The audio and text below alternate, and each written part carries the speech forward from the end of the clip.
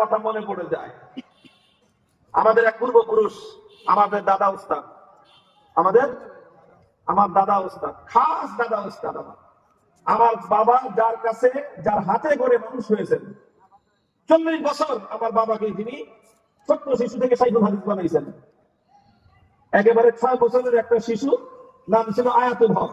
সেই শিশুটার নাম বানিয়েছেন আজিজুল হক, নাম পরিবর্তন করে সেই আজিজুল হককে মক্তব থেকে নিয়ে শেষ পর্যন্ত পড়ায় শাইখুল হাদিস বানায় বুখারী শরীফের বাংলা অনুবাদক বানায় দিয়েছেন।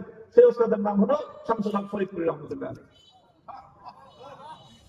কিভাবে একটা মানুষকে, সাধারণ একটা মানুষকে সোনার মানুষ বানাইতে হয়, এই বর্তমান যুগে এর চেয়ে উজ্জ্বল কোন দৃষ্টান্ত আমরা জানি না। সেই শামসুল হক ফরিদপুরি রহমতুল্লাহ আলাইহির যুগের একটা ঘটনা। তখন এই তো পাকিস্তান আমল, সেটা পাকিস্তান আমলের একজন প্রচন্ড প্রতাপশালী একজন শাসক ছিল। সবচেয়ে প্রভাবশালী শাসক পাকিস্তান আমলে কে ছিল বলতে পারবেন না?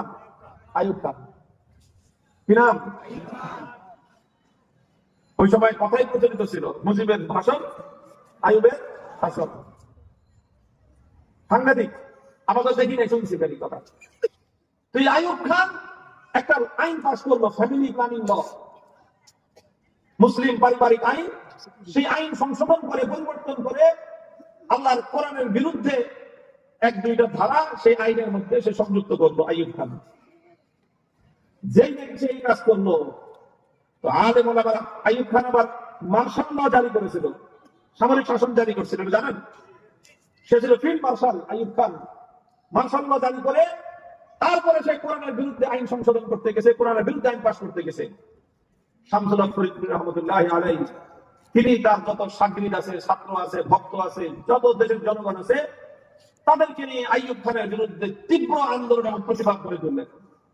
বললেন যে আমরা বেঁচে থাকতে ইসলাম বিরোধী, কোরআন বিরোধী আইন এই দেশে কার্যকর হতে দেব না।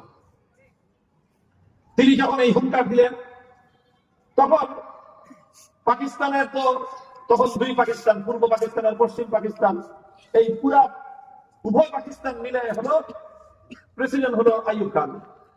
আর এই পূর্ব পাকিস্তানের গভর্নর ছিল একজন। তো সেই গভর্নর আইয়ুব খানের পক্ষ থেকে এবং গভর্নরের যারা বড় বড় সরকারি কর্মকর্তা, তারা শামসুল হক ফরিদপুরি রহমতুল্লাহ আলাইহির সাথে আলোচনা করছে।